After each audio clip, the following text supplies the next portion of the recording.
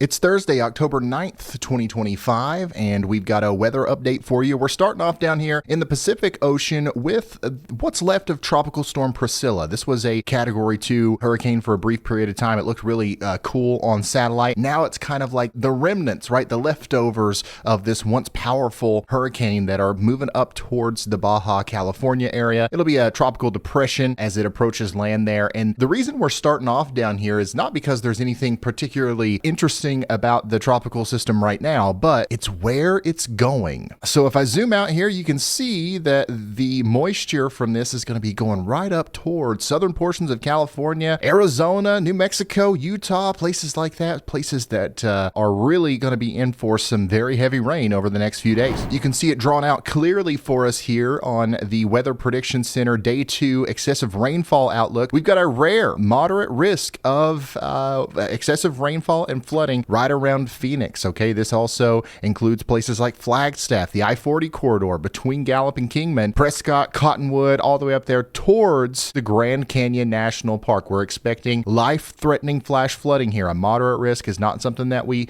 get unless we think that it's going to be bad. So if you're in Arizona, you got to be paying attention to the situation here. This will be a long-duration, heavy rainfall event. North of Phoenix looks to be the hot spot right now, specifically between the Grand Canyon down there towards Phoenix. There's going to be a lot of places that see more than 4 or 5 inches of rain in a pretty short period of time, and this is going to lead to potentially major flooding down here. So seriously, if you live near a burn scar, if you live near a wash, if you live somewhere where water might come rushing through as a result of heavy rainfall, you've got to be hyper vigilant down here. Now, this is all starting today, even as Priscilla is still way down here off the coast of the Baja California area. Some of that moisture is already getting funneled up through the jet stream up into the Four Corners region as a result of another storm system that's going to be moving over towards the west coast as well. These two storm systems are going to kind of work together to funnel Pacific moisture up into this one little area. That's one of the reasons why we're concerned about so much rainfall. So we're going to have heavy rain today,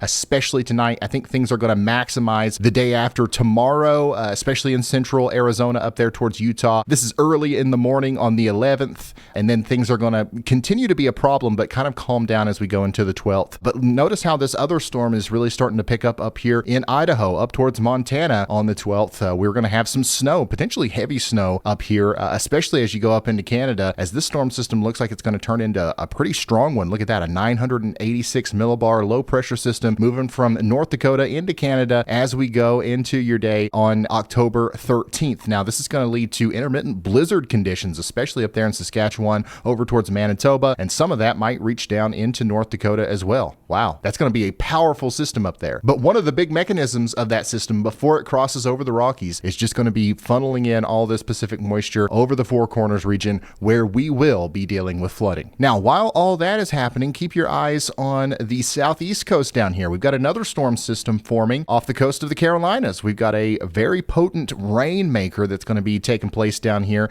in Myrtle Beach up towards Cape Hatteras as we go into the day on the 11th. And then that's going to organize into a deepening low pressure system and turn into somewhat of a nor'easter as it goes up towards New England. Check this out. This thing is going to try to bomb out a little bit as it deepens and moves up towards New Jersey, New York, Connecticut. This is the definition of a nor'easter. Now, a lot of times people in the Northeast will conflate nor'easters with snowfall. This is not going to bring about any snowfall. This is going to be all rain, but still there's going to be lots of heavy rain, some very strong winds, and potentially some big time beach erosion and coastal flooding as a result of this. And not only up there in the Northeast, also starting sooner rather than later in North Carolina, South Carolina, and places like that. So we're going to keep a very close eye on Maryland, Delaware, New Jersey, and all of these I-95 corridor areas as we go forward. This thing's going to kind of just linger all the way out until October 14th. So it's going to be a very dreadful week, really, of bad weather along the coast for the next 5 days or so. And we're about to get so much deeper into that. But first, let's shout out today's awesome sponsor, Liquid IV, the best way to stay hydrated. I'll be honest with y'all, when I'm 12 hours deep into a live stream, sometimes those good old-fashioned energy drinks just don't cut it for me. They only get me so far, and it comes along with a sugar crash. It's annoying. And that's where today's sponsor comes in, Liquid IV. And y'all already know, here at the Weather House, we're big fans of Liquid IV. We've been gulping it down for over a year, and we're all more hydrated because of it. It's the best way to get hydrated, in my opinion. Lately, I've been hooked on this new flavor called Strawberry kiwi.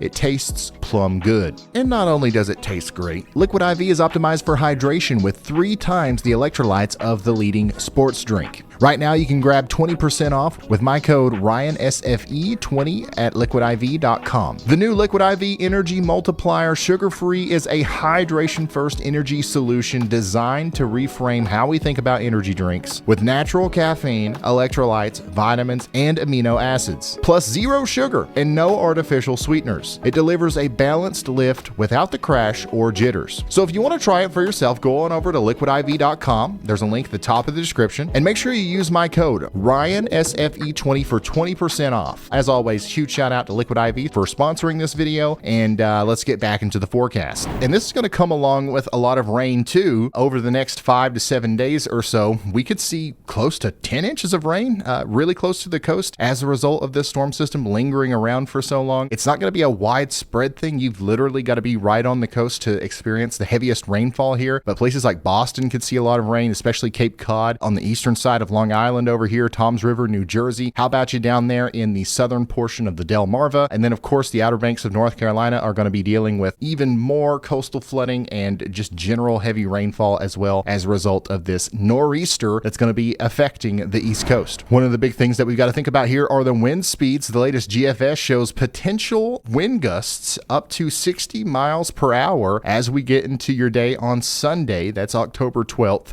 for New York City. Okay, we're talking about the whole state of Delaware experiencing wind gusts intermittently between 40 and 60 miles per hour. So not only is it the heavy rainfall and the coastal flooding and the general flooding, but now we've got to worry about power outages and stuff as well, just because of the impressive winds that we're going to be dealing with here. Now, once that low gets up there towards New Jersey, it's going to start weakening a little bit and the winds are going to go down. But on its approach, things are going to get really nasty out there. So make sure you're ready for that. Heading back out to the tropics, this is in the Atlantic Ocean now. Let's check on Tropical Storm Jerry. It looks a little bit healthier than it has. We've got some big time explosive development with the thunderstorms out here, but still no rotation. I don't see a whole lot of circulation there. I don't see an eye yet.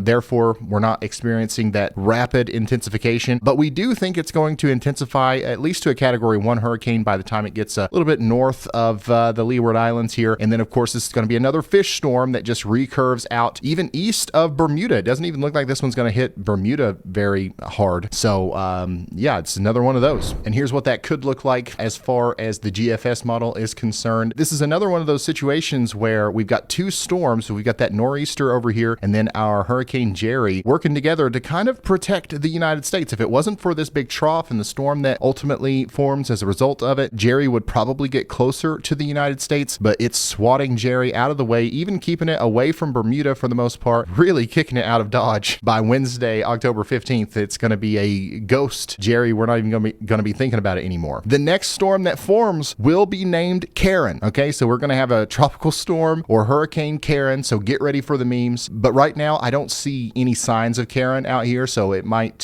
be a while before we are concerned about that. The only other thing to talk about are the temperatures. We had a recent bout with some frost and freezing problems up in the Great Lakes region down into the Ohio Valley. Warmth is returning in the 6 to 10 day outlook. It looks like the vast majority of the central U.S. is going to be above normal with our temperatures. That includes Michigan and Ohio and Minnesota, Wisconsin, places like that. We are going to continue to be below normal over here in California and Nevada. So this pattern is going to continue for some time. And I think what's going to happen is the ridge is going to move east and this troughing is going to move east as well. And we're going to find ourselves again in a situation where we have above average temperatures in the east, below average temperatures over here right over the Rockies. And that's going to lead to another increase in our storminess in the central U.S. Our second tornado season is really raring up. And I think that we're going to have at least some little bit of activity as we go into the middle of October whenever this pattern gets established. All right, so that's pretty much all the weather talk I have for you today. Thank you so much for watching. Make sure you slap a like on this video and subscribe to the channel if you haven't already. And I will see you in the next one. Goodbye.